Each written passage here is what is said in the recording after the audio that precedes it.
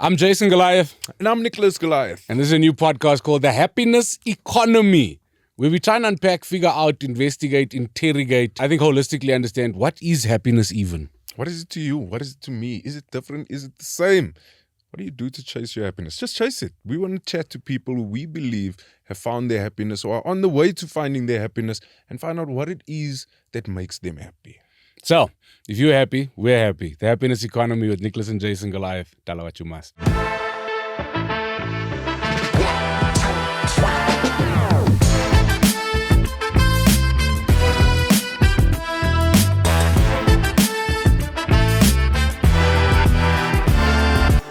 The only thing that compliments us more than you saying yes is you arriving without a weave, because that means you are with your homies.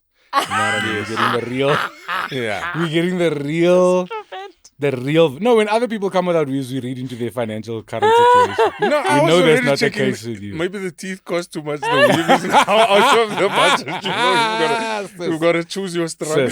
Sis. Can I have a beautiful smile or Yes, beautiful you hair? must choose. You must choose front teeth or bangs. You can't have both. So If I funny. smile enough, they won't even notice something. Your smile in that case is true. So thank you. Yeah. My friend, for saying Oh, this. you're going to cry today. I can see it happening. We do have to ask you the same first question, though. Okay. Who is Tumi Morake? Hey, I hate this question in interviews. No, But that's, answer it this time, not who you want them to think you are, but Who am I? when you think about who you are, who do you identify as to you, Ooh. to yourself? Oh, wow. Tumi is this nomad. Ah, She is tied down to the places she goes back to every once in a while, but she's a nomad. I am attached to love. I am attached to the things in my career that make me happy. And funny enough, those are the things that have made me the most money. I So, mean, small applause Yeah, yeah, therefore. love, yeah. love Yeah. things. I love things. And I am a mother to children who make me feel like the genius gene skipped a generation. Yay. But I'm glad they caught it because Yes, that's my yes. retirement plan. yes. And when you say genius gene skipped a generation, generally it's you saying they've taken after their father. Yeah. Well, actually, no, at all. I'm saying my mother was a genius. I am not a genius. Okay, then I okay. give I birth to understand. geniuses, Yeah, please. No. yeah. Yeah, I was also going to Let's- say, my life is also make me feel like I was born in the 80s. Like, they let you know that they know more. Yes. And I feel like we also raise them differently. Yeah. Where they can challenge us now. And they can. And then you start to question yourself. You go, how much of this is me making it up to me, the child who wishes she could have been allowed to defend herself? And then how much of this is me just not wanting to damage this child? You Yeah. know what I mean? Like, sometimes I go, maybe I'm giving you too much leeway. Yeah, I also think about Nah. it. But at the same time, I go, their arguments are so factual. That's what I hate as well. I Like, hate I that they make can't- sense. But you never had access to information. They have access. No, but that's another thing. They have access to no, the but, facts. But you know what I don't like is in us allowing them their voices, I wish they would allow us a little bit of slack. Because for my kids, for example, I love that I believed everything my parents told me until a certain point where I started going, it's not make sure. Yes. Let me say yes to your face, but Yeah, I'm going to do my double check. own, Yeah, you know. I'm going to But they are very Encyclopedia immediately, Britannica. wait, mom, let's check Google. I'm like, Google isn't raising you right now. I am. Do you think they are as scared of you as you were of your parents? Oh no! Except when I get upset. Yeah. But they're not as scared of me. They only remember to be scared of me when angry mom comes in. Yeah. Yeah. And I think the only reason they're scared of her is because she doesn't come out. It's not very easy for them to make me angry, Yes. and they know that. So when I'm mad, Yeah. they get so scared. I remember one time my middle kid started crying. And I said, why are you crying? He said, you're scaring me. And I said to him, Lesedi, have I ever hit you? No. So why are you crying? He's scaring me. I was like, okay. So it means that thing that used to scare me about my mom, where she'd call my VIN number. Yeah. I have it with the kids. Yeah. Why'd you No, call but on that's your the thing, you VIN have number? Hey, you want to call my VIN number? You have to have that That's thing. hilarious. Because like I started doing boxing with my kids now. Ooh. And the only reason I brought them with was so that I can show them that, yay, If you wanted don't to. ever take chances Yeah, with me. that's They nice. must always believe that dad can beat my ass. They must know you're holding back. Also, Yeah, that they know you're holding I've never given them a reason to believe that I'll beat them, but they must know Yeah. that, yay, I must draw the line here somewhere. Yeah. Because they also have that too much where they want to object and Yeah. they want They to get they cocky. have something They get to cocky, say. yeah. But it's like I say too much, but it's not too much because it's yeah. something I wish I could have had. You know, just the ability to speak up and trust yourself and believe in yourself. And I feel like we're doing that for them. Yeah, you know what I like is our kids will not be pointless rebels. For me, I feel like they won't be scared of anyone or authority unnecessarily. They will know to respect authority. Yes. Because also a lot of the things they get away with, it's us allowing them and their conscience to deal with it.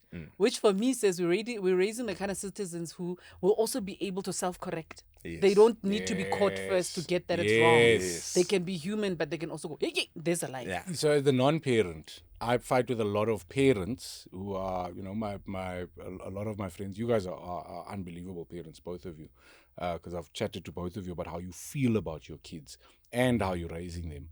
But I fight with a lot of parents and go, your flop is you're trying to be this child's friend, because I think this new way compared to our way of being the way we were raised, is I feel like parents are trying to be. They don't want to upset their kids. They don't want to break their So I keep going. Your child has enough friends. Your child doesn't need more friends. Your child needs a parent. And just like in religion, I think fear is a fundamental tool of parenting in terms of handing over lessons. So your kids may not be scared of you all the time, but they do know there comes a point where there's a switch. And I think a lot of kids don't realize there's a switch and go into the world thinking the world doesn't have a switch. Now when they encounter a switch where somebody's now had enough, drawn a line in the sand, they don't know how to deal with that. Consequences, basically. Yeah. I don't know. It's interesting because, I mean, also my kids, I feel like I learn a lot from them. Like, I've got woke kids, which is a bit of a problem. It's your fault, firstly. No, funny enough, I really don't think it is. Because in the space of comedy, for example, I am so sick of cancel culture and carefulness and coloring inside the lines that having woke kids makes me feel like I'm walking into that same battlefield that I freaking hate. And so now I have to have that Like your debate kids are Twitter. with That's these. Yeah, now I must have That this, is this great. debate with these intellectual dwarfs who are just so hell bent on you finna get cancelled. And I'm like, finna by who? Because I'm having this conversation in my house that I'm paying rent for. You can't and cancel me, you I are pay your here school or fees. bond or whatever. If I'm saying it here, who's finna cancel me? Are you finna cancel me because we're not online right now, you know? Yeah. And also trying to get it into their heads that there's a lot of stuff that their generation comes with and comes up with. It wasn't really built for us. Yeah. We were born plug and play. We are 100%. simple. 100%. They come with assembly instructions and all of don't Because do they come this, with don't Wi-Fi do that, and and routers all of that. and we were literally Yeah, plug so and I'm play. like, don't do that. Because also my kids are outspoken, so they will call out an adult respectfully, but they freak me out. They will come to you and say, Uncle Nick, if you're smoking, Uncle Nick, do you know that smoking is really bad for you? And we're right here, I'm asthmatic, you're giving me secondhand smoke. Please, I'd rather you didn't smoke, but if you have to, go outside. They're are my those kids. worst children. And then you're sitting there going, that was a very long conversation. I All you always have to in do is say, Uncle Nick, please can you smoke outside? Yeah, I would have But gone no, immediately. they are going to give you the whole background as to why you shouldn't do this. Even vaping.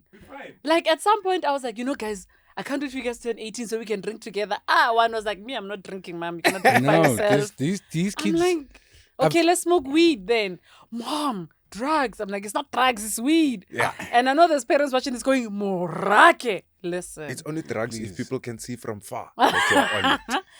Then I it's feel drugs. like by the time I have some conversations with my kids that by the time their friends bring it up or try and bring it as this exciting little thing, they must be like, oh, that stuff. That's this conversation with my mom. It's because I know it's what like, that does. Yeah, my mom did that for me. Yeah. You know what I mean? You're taking away some of that excitement from these things. Yeah. You know? My mom didn't do that for me, and I got involved in the excitement. But there's the truth. Involved. You will not drink. Yes, ma. Sure. Then as soon as I got onto campus, first day on campus, I'm like, yo, nobody's taking register. Hey, we're drinking.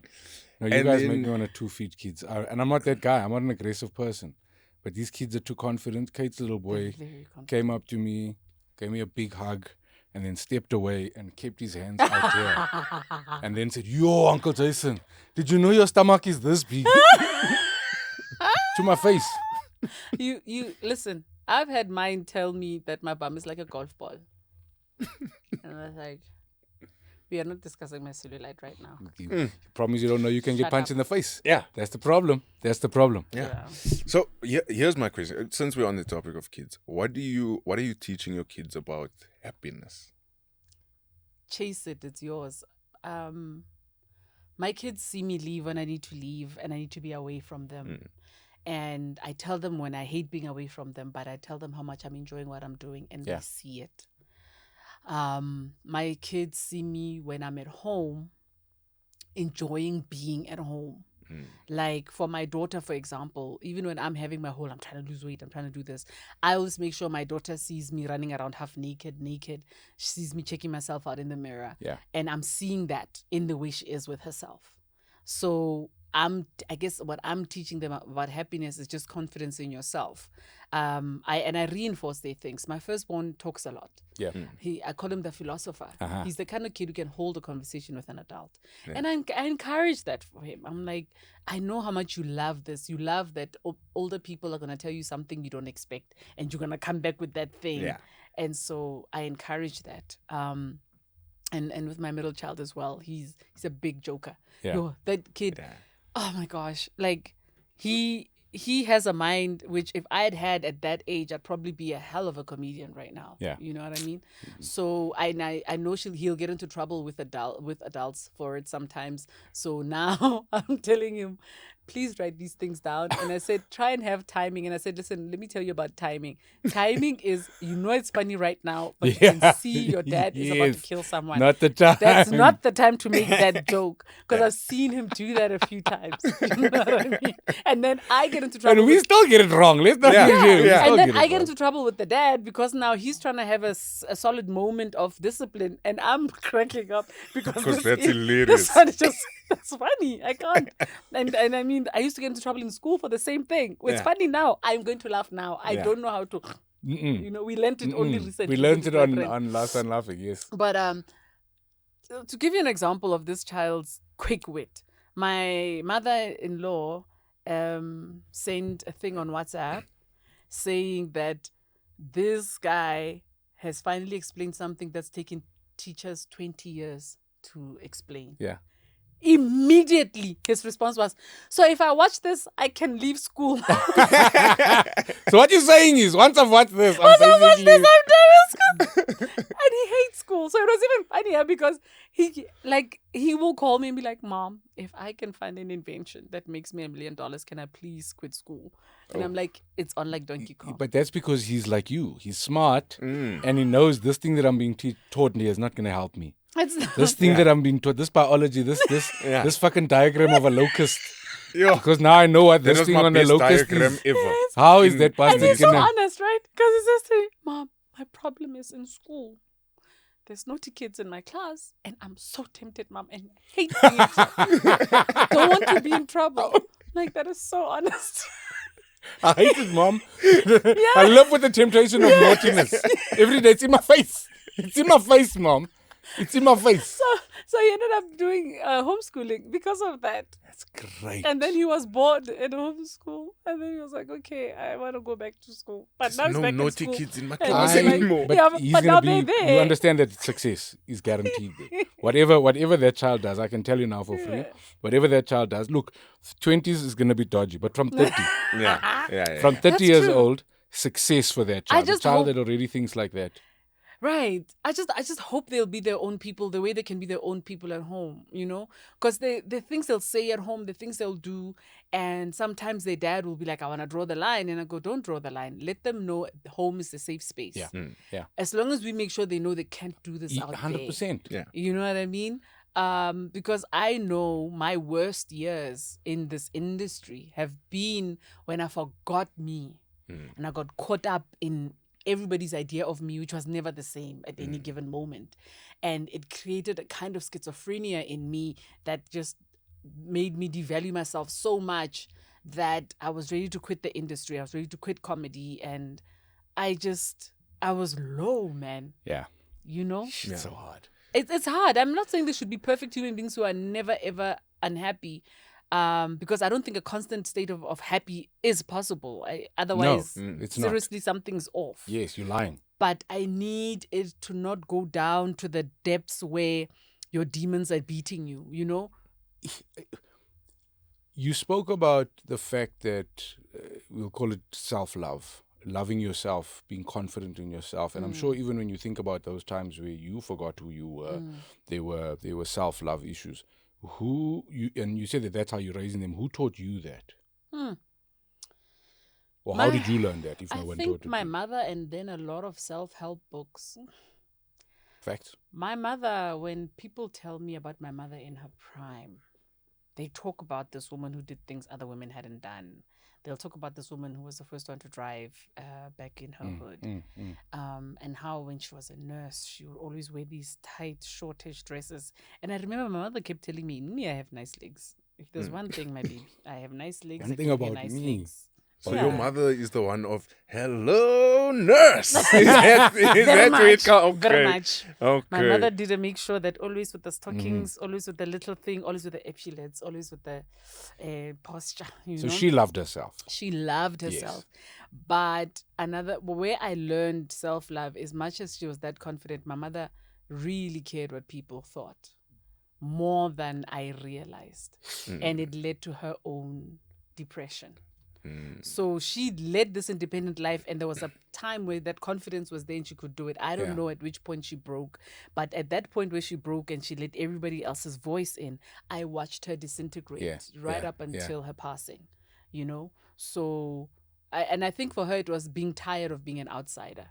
Because what happens is once you're confident in who you are also okay with the fact that you might become an outsider. 100%. Because once you remind people of the thing they don't have the balls to be, they push you out. Yes. And so that's what happened with her. She was a divorcee. She was doing it as a single mom with a single income, with a daughter who was actually wholesome and not, getting into trouble. Me. Oh, Not getting pregnant as a teenager, not silelo. In a deep moment here. Sorry, Right man. there. But he's like my second born. They're like that. They're like, They're all like that. They're all like that. I just kept mine in. I just know sometimes we're too hold back. So it used to upset me because then I'd sit with her and then she'd say certain things that would make me realize, oh my God, you care what people think. And the biggest moment for me was when I was like, so mom, because you want grandchildren, I'm going to give you at least 2. And then I need to do my thing with my mansion and travel. And she was like, and then the husband? I'm like, I don't need the pig to have the bacon. And then my mother was very upset with me, wouldn't speak to me for a day. Because she was like, what the hell do you mean? Yeah. And I thought, what? And she was the one who actually even said to me, she was like, Tumi, you can come with all the degrees in the world and a 6-figure salary, 7-figure salary. If you don't have a husband, they don't see you as anything. Shit. And I was like, wow. That does not sound like something that you would ever say. Ever. Me, I was like, hi, in that case, you're going to have problems. And so when I did get married, my mother was shocked. She was over the moon and shocked at the same time. And even me, actually, in that moment, I went, this is a bit not on brand. that I'm about to color inside the lines. Because, there's certain things you take part in. And the contract with society is you're going to follow the rules. And I entered into this thing, but I found that I threw away the rule book. Yeah. Same thing with being a mother. I find that you enter that thing and people have their expectations, But I go, if you're not entering my bed with me at night, Unfortunately, you and your rules can Can just. foot- My line is if your opinion and my debit orders are not in the same WhatsApp group, best believe I don't care what you think Yeah. too much. That's I don't. brilliant. I don't. I That's don't. brilliant. You were speaking about something so important. It's odd for somebody who loves themselves to overthink what people think. That's an odd thing, because normally it's people who don't love themselves that care too much about what Yes. other people think. So your mom teaches you self-love is important, and then in her own way she teaches you not to be affected by people's opinions. But see, watching what it did to her Yes, made me yeah. very That's what I mean. anti. Yeah, I was like, I can't let that be what happens to me.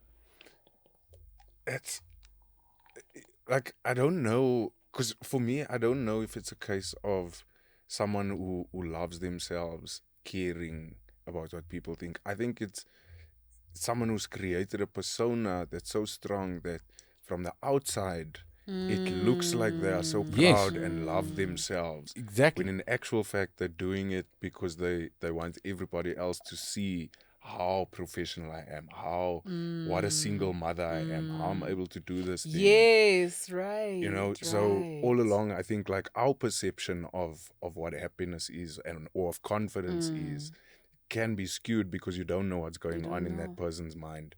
You don't know the why battles. they're doing Like, the things yo, they're doing. guys, if you want to see me in my funniest moments, because there's happiness as in long-term contentment, Yes. as in you're okay Yes. where you are. Yes. Then there's happy moments. Yes. Yeah. So for me, every time I come to South Africa, it's important for me.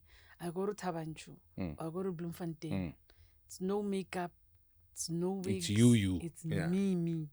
It's me walking to the shop, going Yeah. to my uncle's bottle store. And sometimes I'll wear my cloths, and to have neighbors, people I either grew up with or adults I know from living on those streets, who go, Tumi, God, why not my TV? You can be with us like this. And I go, because I'm home. Because this is me. Yeah. Or the ones who just go, Tuma, where have you been? I missed you. Yeah. Yes. And then you must come eat soft porridge, and I go eat soft porridge. I And love I a go, you soft never come to porridge, my yeah. house for tea. I go for tea. Yeah. I get a scones, Every time I leave here, I'm chubby because everybody Oh, yes. I go to wants to feed No, me. also South Africa's love language is feeding It's you. feeding, right? And so for me, that's my happiness, because I feel like the day those people can't look at me and see one of them, Yes. I've lost. Then you're robbing yourself. I'm also. robbing myself, It's also how people greet me like they know me. Like, I've watched people in our industry who are true celebrities. Yeah. Where people will call them by name and say name and be in awe and be afraid to approach. Yeah. And then I've met people who will call me by name and come running to me, hug me, tell me what's going on. Like ask your me friends. what's up. Yeah. Sometimes even cuck me out for something I said. And I go, I am a part of this. I don't know why it's my obsession, but I love feeling like I'm a part of the fabric of every community I find myself in. Were you always like that? Because as from when I've known you, that Thaba Nchu Tumi has always been something that you're very proud of. You're very you don't hide that version of yourself at all. Even when your accent is clean, there's Thaba Nchu. Just a small what I- attack. yeah. But often coming from those places, especially as a South African growing up, or somebody born in the 80s, you almost, there was a small time that we were indoctrinated to deny those and be somebody else and be something else. Has that always been a part of your happiness, is my question. Yes, because I never felt like I fit in. So in the middle of primary school, my mom, I was in the Free State, and then my mom moved me to Mafikeng, right? And I've never really fitted in because, our parents didn't want to take you to a really good school. Yeah. You're surrounded by kids whose parents are like government workers or whatever. And what my mother could afford and what these people's parents could afford was very different. So I always felt like an outsider. And then here's the single mother who's a nurse, who's a public servant, and I'm surrounded by all these kids from different backgrounds. And so I always felt like trying to be anything else was very uncomfortable. Then I'm going to try and sound like them because also they've been in the English medium school longer than me, and that I'm not making it there. Then it's, everybody's wearing bomber jackets. I can't afford a bomber jacket. Everybody's wearing Doc Martens. My mother can't afford Doc Martens. She reminds me we're not tycoons. So They let us know. For Yeah, Doc they let us Martens, know. that is so our mothers. Yeah. Don't you think I'm rich? Yeah. So yes, it's always been there only because I am lucky enough that being anything else has never been comfortable for me.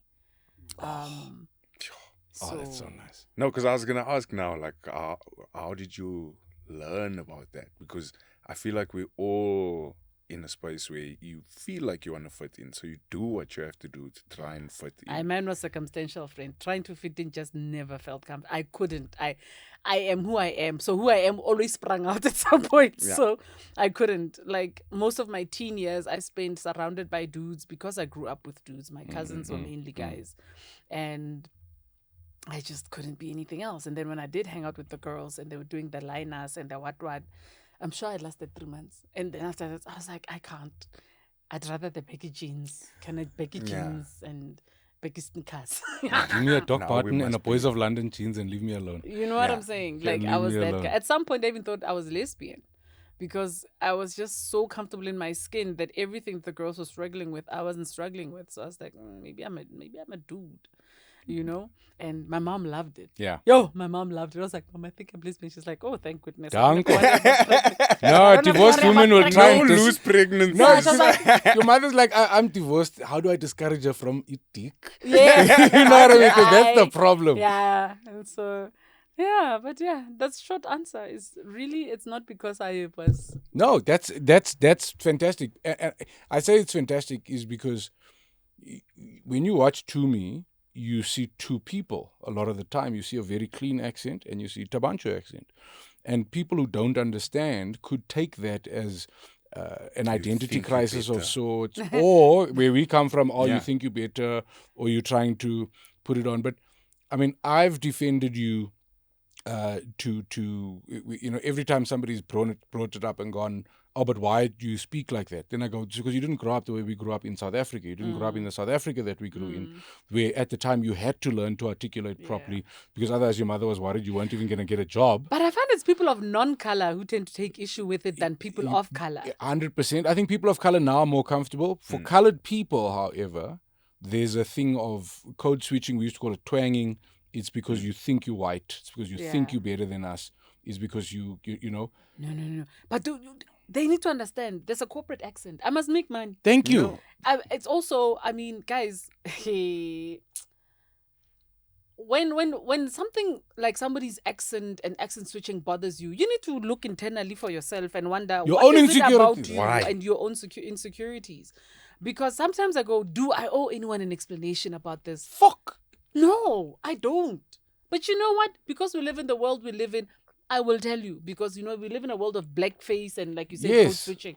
And for me, people need to understand that other accent is the one that's put on. But this so-called accent I put on is my actual Yeah, accent. this is what I sound I've like. had people when I'm on the phone with the people at home go, "Ha, you are someone else on the phone." I'm like, I am me on the phone. Yeah. When I'm speaking my vernac, that is me. And then when they decide to switch to English, I must join them in their English. But I learned the twang here in Joburg because I was not getting the jobs. I was not getting the castings. I remember the first time I actually auditioned for something. And this woman said something about my R's are very hard. I was like, I grew up with the African names. Our R's, we don't play. Yeah. And then we can't cast you as anything because of how you look. You don't have an archetypal look. Like, you're not the chubby tea lady, but you're also not the poppy, and you're not the pretty girl. And I'm sitting there having to hear these things. Yeah. as- They say as to you like you have no an feelings. aspiring person, And so how it goes back to the accent is I've gone, so is this how you let me in? And then once I'm in, I can go in and then do what needs to be done once because you- that's me. But it's Because also, if my accent was put on, why does it come from my diaphragm when I speak in that accent? Yeah. And yet, the minute I have to go to the Queen, it leaves my soul. My soul sits here by my solar plexus. solar plexus. And then by the She time said I have to, I finally understand what that means. Finally. Years of school, had no idea. Solar plexus. What's that No, 20-minute video? It's the aplexus of the. I got you. I understand. Mm. It's who I freaking am. And the minute it bothers you, go check yourself. Because I'll tell you why. Thank you. The minute I speak in that accent, they get upset because I've just shown you intelligence and I gave it to you in the accent you've decided intelligence belongs Yes. to. Thank you. And then the minute Thank I give you. you my accent, it's a Thank problem. you. It is a Yeah. major problem. crime globally, but South Africans are particularly guilty of associating intelligence to the articulation of English. Yay. Yeah. If you can't articulate English, you dumb. No! You need to speak another 11 language. official languages. Hey, Damn! It is so But frustrating. they only Wine do it. does not They an only do it intelligent to South man. Africans as well, because French who can't Yeah, speak oh, you English must be probably clever. are so sexy, No. so must be let me smart. drop my pen. That's why I say it's a global No. thing. That French thing is a global thing. And Nico backed me up from Lighty days. I've got parents who are from Durban. I grew up in El Dorado Park. I went to a convent school where everybody was trying to speak like they were white. There were no white kids there, but everybody was trying to speak that way. So with me, my mother used to tease me and say, "You've got a rubber tongue. If you spend too much time with people, it gets sticky. You start sounding like them."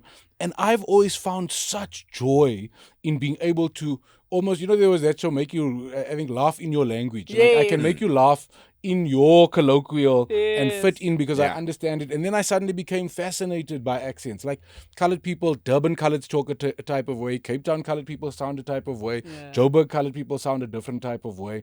I find all three accents hilarious, and the ability to switch. If you see it, and I'm so glad you said it, if you see it as a failure to myself in identity, no, the problem lies with you and your discomfort with. But it's for me, I feel like it's people's belief that you're trying to change. You're pushing away who you are to try and be something else. And it's like you say, when I took over from you at Macro, Yes. I used to watch bras from the wood walk in, because it sounds like a white guy over the microphone going, "Ladies and gentlemen, make your way down to the multimedia department."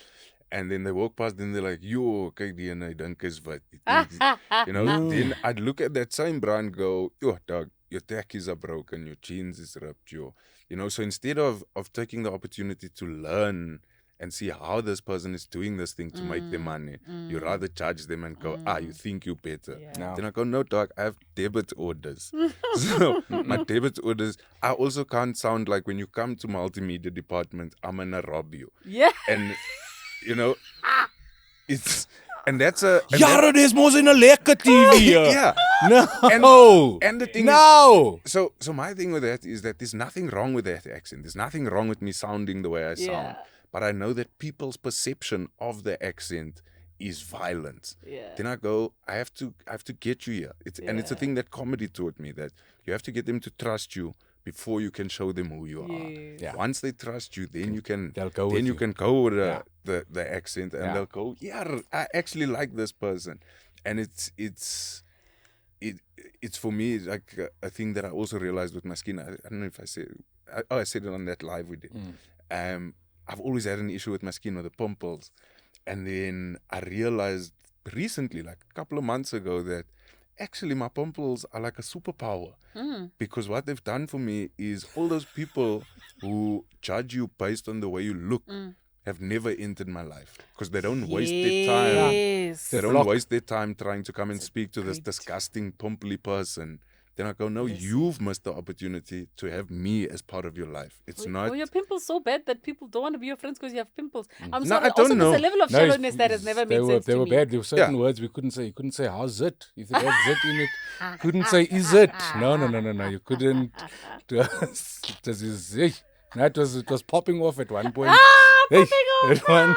At one point, it was. Jason couldn't wait for those jokes, eh? I You see what I did there? you did. I said he couldn't wait. The only thing I popping like off is the button on my jeans. I got you. No, you. we must fire. What does so ask the difficult question now.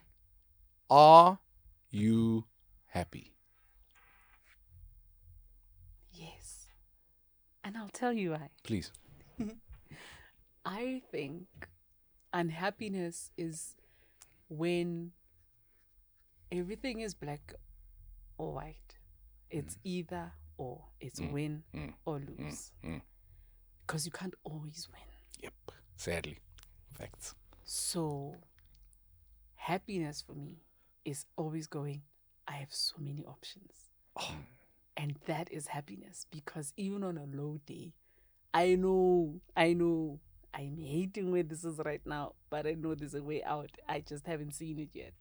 And for me, that is happiness. Is that a thing you've always known, or is it something that's developed as you've gone? It's something. So my cousin made an observation where she said to me, you know, sometimes people think you're lying when you say you're not okay, because you don't really stay there. Yeah. And I was like, what do you mean? And she was like, we were crying about a thing literally 20 minutes ago. Yeah. Now you're calling me talking kak. Like, I want to laugh, but I don't know if you're being, are you okay? And I went, no, isn't it? We talked it out and we cried it out, and I actually do feel better. And in that 20 minutes, that was me breathing. And now I'm back, because also in that conversation, you said something that was funny that only became funny when I felt better. Yeah. So I wanted you to know that this is funny. Yeah. It wasn't the right timing. It wasn't the right timing. The timing. Yeah. So over time, I've realized that. And it's also because then I got myself a life coach, because then, again, I think things that influence our happiness are the ability to recognize when we need a little extra help. Yes. So I got Yes. this life coach, and I was stuck in a place, and he went, how is it that with everything else, your attitude has been, there's all these options, but with this one, you seem to have decided it's either or. And I went, Ugh. that's what I've been doing. Ugh. I've actually always had options. Yes. And now I've limited myself. Yeah, and I'm not being given them. I am giving myself those options. Yeah. Because then there'll be people who go, oh, but I don't have an option. You know, my husband won't let me, or my children won't let me, or my society won't let me, or my religion. And I go, but what about you? What are you allowing yourself? You're in allowing this thing? society to determine what you can do. So when you say that, am I right in saying, so for example, my wife and I have decided to not have kids? That annoys a lot of people. My personal interpretation is, yes, we've decided to not have kids because we've chosen a different lifestyle. But should I put one past the keeper, or we have a bit of a glipsy, and she does fall pregnant, I will be happy either way. Like, people want there to be a win and a lose. If you have kids, you win. If you don't have kids, you lose. And I go, we create win and lose. Why does it make you uncomfortable when I create win-win? Because for me, I think I'll be an amazing father. I think Sean will be an amazing mother. I think we can afford to have a child. And I think, so if we do have a glipsy, we will revel in the joy of having a kid. But we choose not to, and we revel in the joy of doing whatever we want, which I think is the major difference between having kids and not having kids. Is that what you're saying? Am I unpacking that in my mind the right way of it's not only that you have options, but the way you allow those options to read in your mind. To read in your mind, yeah. So and I thought about this because I would say often, I don't want a kid, I don't want a kid, I don't want a kid, I don't want a kid, until Sean one day said to me, hey, I need you to slow down on saying that. This is very personal, it might be cut out, but I need you to slow down on saying that. And when I said, why? And she said, no, because I don't want to feel bad or like I've betrayed you if I do fall pregnant by mistake. And I don't want to feel like, I've now ruined your life. And then in that moment, I had to say to her, no, but you'll never ruin my life. If you do feel pregnant, we'll deal with it. And we will celebrate the joy and the experience of having a child. So I choose the one, but the other option, should the other happen, it's not the end of the world. And I think we create end of the worlds We do. in our own mind. And a lot of that is based on other people's perceptions, other people's opinions, and what other people are doing and our perception of their joy in those things. That's why, you know how we always told you're not an island. Yeah. So as much as you work on yourself and you have all of this self-confidence, you can't have it if you don't understand the people around you. Yeah. So I've also had to learn that thing of, for example, there are people who I've seen get super angry when they're around an obese person. And I've gone, you're angry because you're angry because you're going, how dare that person occupy more space than me? You're angry because when you stop yourself from having that pie, you perceiving that Yes. that person had more pie. You don't even know why that person looked Yeah, the way they yeah. do. But you're angry at every bit of overindulgence this person's probably had that you wish you could have. Yeah. And you deprived yourself, and now how dare they dare to be happy Ooh! and look like And that. that's Their why pie and your fat, pie. uncomfortable people, fat, unhappy people are very fine They love around. them. But if you fat and happy, it makes people Oh. very uncomfortable. It's no. So I think it is important that if you really want to maintain your happiness and you don't want it to be poked holes in, don't live in a bubble. Live in reality. Just be comfortable in your reality. Know what's around you. Be aware of your surroundings so that if the zombies come, you can just shoot them in the head and move on.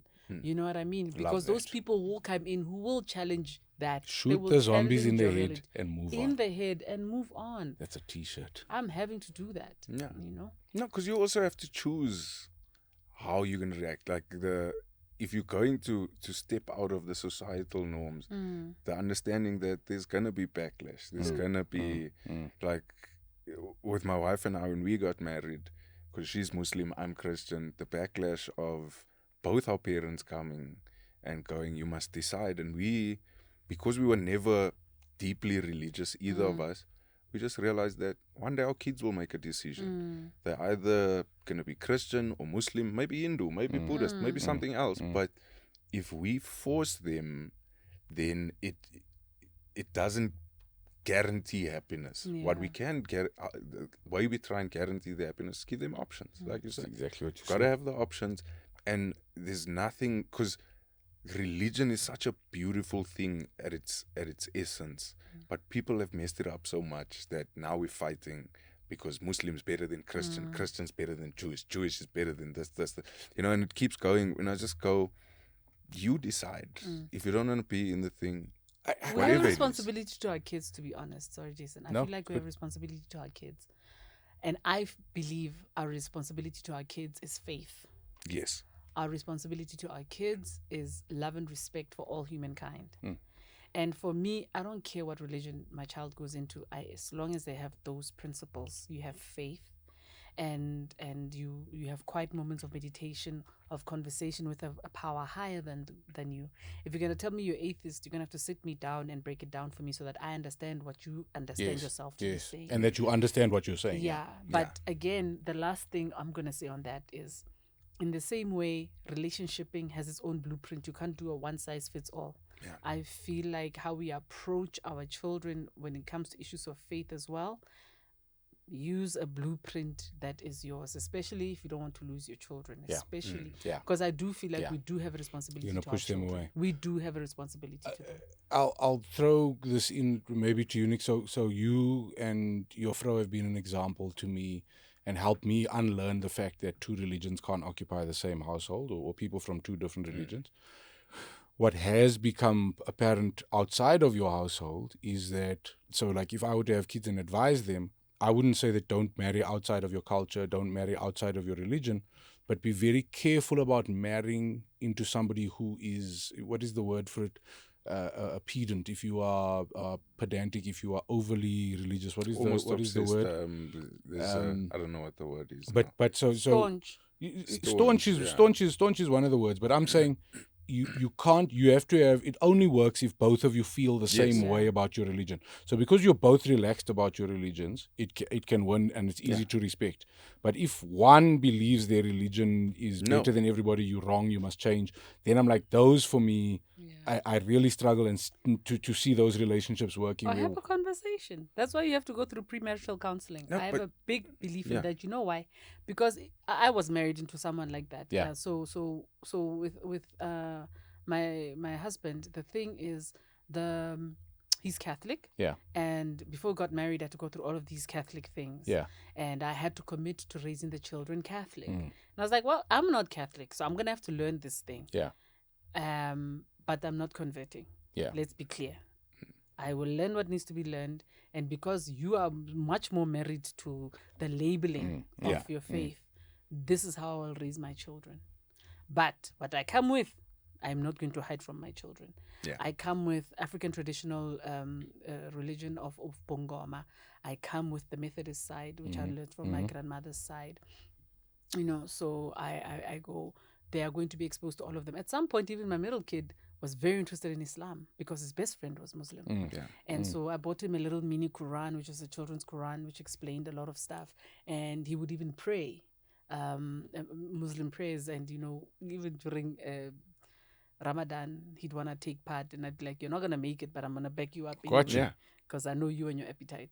But, and for my husband in that moment to step back and let his son explore made me support that Catholic journey even more. Because I appreciate that you're not using this to suppress my children. Yes. You're still letting them be who they are. Yes. And that's all you want. But the fact, so I think too many people don't have those conversations in the beginning. They are. And I they are. They are. But I think that the fact that not enough people address those things the way you addressed it, to go, yo, you are clearly more here than I am.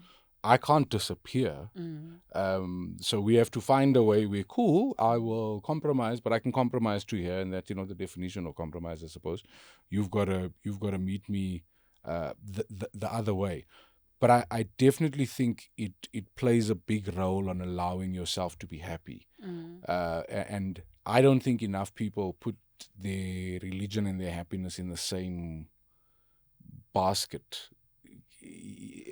I don't think they are in the same basket. And I think those conversations are not had because I think people's perception of relationships is wrong. Like, you're going to find this person. That's what we taught you. You're going to find your person that you love, that makes your life happy, and then you're going to compromise and do anything for each other. So when you find your person and they go, I need you to convert to Catholic, to Muslim, to whatever, the fear of losing this person is so deep that you agree to whatever they say because you go, no, this is my person, because the world has told you once you found your person, that's your person. So you go in and you go, yeah, sure, I'll convert. And oftentimes I find people who convert are more staunch in their religion than the people who were born into it, because it feels like they almost have a thing to prove. They're overcompensating. Yeah. And that I've was got to the thing prove to you that I now don't believe in Jesus. I now believe in this. But you're bringing me to another thing that is a source of serious unhappiness, and it's been my battle with happiness, where it's almost slipped away from me, is the fundamental flaw of marriage when you go into it, I think, is that the custodians of this institution have also made us kind of feel like we are supposed to lose ourselves somehow in marriage. Your identity is somehow diluted. Yes. Because your individuality is not highlighted when you get married. They really Must like be to us, emphasize no more this thing I. of us, no more I. And I disagree. We got together because your I and my I liked each other. We saw eye to eye. I had to rush in I'm feeling I had to it. rush into that I'm punchline. feeling it. Yes. So, and also this idea that you're not allowed to change your mind. I think those are the things that have us in a chokehold. Oh, that's a big one. And I feel like you cannot tell me that you are okay with seeing how I've grown and changed as a person from my 20s to my 30s to my 40s, but I can't do it within the marriage. Where is the logic? Yeah. No. And also, I feel you're going to change even more I've changed more in the last 5 years of marriage than I did in all the years preceding that. Right?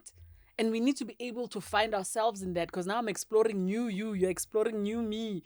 And, I don't know. It's like, for me, that's how you build, and that's how you're able to have longevity and be happy. Don't be like those people who proudly will tell you they've been married for 40 years, but you can see the level of misery they bring each other, and they can't wait for one of them to die so they can have that freedom. You know what I mean? Those people that think about smothering each other with pillows at night. You can see. Yeah, those you that can feel... see. If you're breathing while you sleep, then they go, oh, damn it. I remember in marriage counseling, a therapist talking about how some people are stuck in this cycle, and she's like, just because you've been in a marriage for a long time doesn't mean it's a great marriage. Because she goes, you're in the peak, in the happy, then you go through the loop to loop Yeah. of unhappiness, and you come back to that happy, so you decide it's a happy marriage, but actually you're not. You're just going through a loop to loop of making each other miserable, and then having those moments of joy and moments of joy. It's so easy That's to get the stuck in infinity that. It's very easy. sign that you were dialing there Yeah. for the rest of your life. It's like for me, I've realized I have to change my motivation sometimes for should a marriage work, should a marriage not work, should I leave, should I not, should I stay? And I've decided that whatever I decide to do going forward, whichever way life turns for us, I need to let go of going, my mother was divorced, I don't want to be a divorcee like my mother, because everybody will be like mother, like daughter. That, you know, when I was No. younger, that used to be my those fear. people Yes, paying no, your same. debit I come from a orders? divorced home. Same. I You know know, that pressure You intimately. start there, and and Intimately. then you have to. When Yeah. that monkey starts, I've given it an image. It's a monkey with symbols doing this in my head, and every time that freaking monkey starts, I shut it down. Yay. You know what I mean? Love that. Because those are the things that rob us of our joy. Yeah. This fear of, oh, now it's going to be like, of course, what did you expect? That was a mother. You know what I mean? Yeah. Yeah. Because also my dad, my dad was divorced twice. My mom at least once. But my dad. No, your dad is the example of. I mean, if you fall in the same hole twice, as long as you're paying the lawyers, leave me alone. Don't tell me about fool me once. Don't tell me about that. Be But also, happy. like the thing you said about, growing and changing, like my wife and I have also gone through a bit of a rough patch, and the up and downs of marriage. And we recently got to a point of understanding that firstly we don't listen to each other. Oh, yeah. Whenever one of us brings up something that's a little cause of tension, both our defenses come up, and we stop focusing on the problem and we start focusing on the words you're using to describe the problem. And then I attack the words that you used and how they made me feel, or she does the same to me.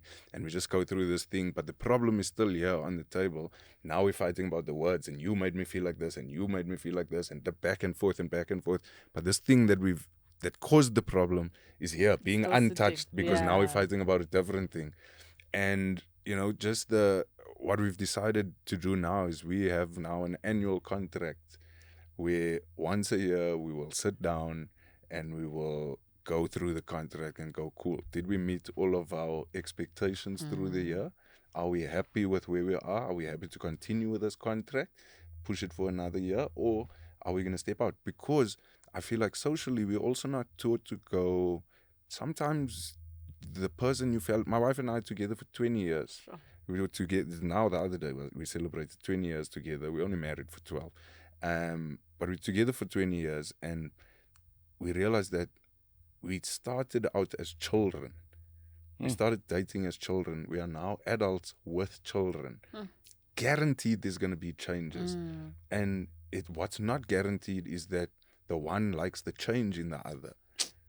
And it's okay. Like, there's nothing, we have this pressure that, no, we must stay married. Yeah. Because what are people going to say, and what's the Yeah. family? Not for But in other actual people. fact, it's okay. As long as we can be respectable with each other and not get to a point, because eventually you're going to get to a point now where if it's not happening, now you start hating each other Yeah. and becoming mean. And I just feel like we should allow ourselves the opportunity to go, hey, maybe we should space. check Sometimes this. Yeah, you don't even just need to take a end the small marriage. break. Yeah. Space. Sometimes. I'm surprised at how many couples I'm meeting, older generation as well, who give each other space. Mm. And space is okay. it's okay. I don't Give me want an to. opportunity to miss you. That's the thing. I hate that we're ending on this. I sincerely do, but it is what it is, and I think maybe we must do a podcast on surviving marriage. I think another one, but we do have to wrap. So I got to thank you first of all, and then I got to ask you to do the Goliath Happiness Index. Our belief is simple. Three questions. You'll rate them each 1 to 5. 1 being very low, 5 being very high. We believe that the foundation of happiness is acceptance, accepting who you are, what you are, accepting your situation, accepting how talented you are, accepting your body, accepting anything and The everything. good and the bad. So it's acceptance, It's gratitude. Yes. Are you able to exist in a space of gratitude? And the last one is optimism. How do you feel about tomorrow and the Tumi of tomorrow? How optimistic are you about that Tumi? So, the first one, acceptance, 1 to 5. Where is Tumi Morake? Sure, acceptance. I'll definitely say I am on a 4. 4 is high. It's good. I'm on a 4. Why? I like that you said, I will definitely say that. Yeah, because I was gonna give myself Yeah, a yeah, 5. yeah, yeah, And yeah. I was Yeah, like, yeah. no, I Hold could. up. There's still a. So I'm giving myself a 4 because I find that I'm hiding myself less and less. Yes. Nice. So Love that. Yeah. Love that. Love that. And there's nothing about you. I that wish needs to I be- wish so need to- I wish the world and could it's not even understand. that. It's like resisting less and less is Yes. actually the word I was looking Yes. for. Resisting less and less. Oh. Kate often says she can't wait till she gets to that age where she doesn't have to give. No, a she's fuck. giving it. She said, I can't wait to be 70 years old so that I can just light a cigarette on an aeroplane while we're mid-flight. Because nobody throws a 70-year-old off. They just go, oh, sorry, ma'am.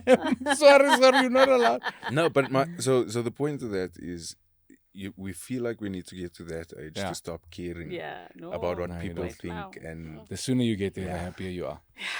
No, F's are very expensive. Gratitude. 5. Every day there is nothing I am not grateful for. I have a gratitude journal that I fill in every morning and every night. In the morning to kickstart me so that I know what I have. In the evening to wrap up and say if it was a rough day or if it was a good day. yeah. Grateful I had the day.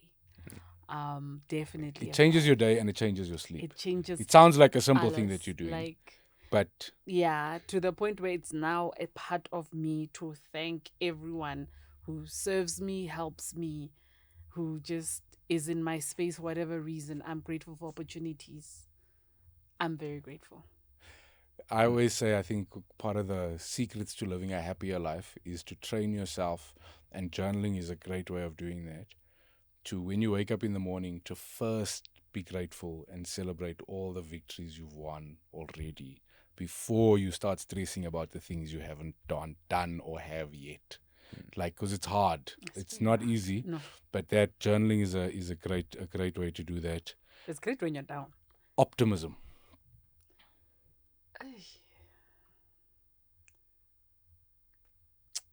Honest.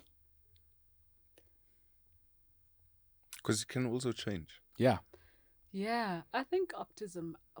I'm gonna give myself a 3. Mm-hmm.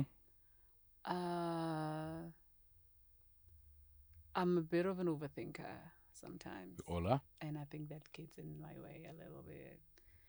And sometimes my joy comes from, and this is a warped thing, but sometimes I kind of enjoy the macabre and that worry that I don't know how to explain it. That sometimes you enjoy that feeling you get from dread. Mm. It's a sick thing. But sometimes. And so I don't think it's an anti-happiness thing, but it's not. You're not being optimistic when this is gonna bomb. Who's gonna bomb so bad? Is it linked to managing your fears and expectations? Is it because I feel like because I get a lot of my motivation to actually do stuff from the fear that It things are might not go going to wrong. work out. Yeah. Like it, and I know that's not a healthy Yeah, it's not healthy. scenario. I think that's how we all puts it feel. better. Yeah. Yeah. I don't know. I really do try to be optimistic, but some things you just like, I'm going to have to find my happiness in this negativity. So I don't know if there's optimism, but I almost go, I'm going to have to find my light, my silver lining in this cloud that's coming. So it's almost like you expect the cloud. Yeah. But then instead of looking at the cloud, you're kind of going, I must find the silver lining now before the cloud even lands. You know what I Nick's mean? got to say it. Oh no, it's just be the silver lining, don't be the cloud. Like Every 'cause day. there's every cloud has that silver lining, and it's your choice. Yeah. You know, That's why I'm voting. you get to decide how you're gonna feel, how you're gonna react, what Isn't you're that gonna why do. we vote as South Africans? Because we're That going, is why we the vote. dark cloud is coming. I'm going to be the silver lining. I Yeah, just need to yeah, find my yeah. silver lining. There's no silver You know- lining because it's load shedding. It is rough. But we have it on good authority that this election is going to bring the most change since '94. I Whether think it's so. good or bad, Right, nobody is- knows. Change is But good. the most is change, movement. and I think it's what's needed. Thank you for sharing your happiness with us. Thanks for having me, guys. Actually, I was a little hurt that I never got invited. So now that I finally did get an invite, I feel You very don't special. live here. It's also It was happening before I left. So no. don't even. We No, wanted we to be never know when we're good here. before we got the good people.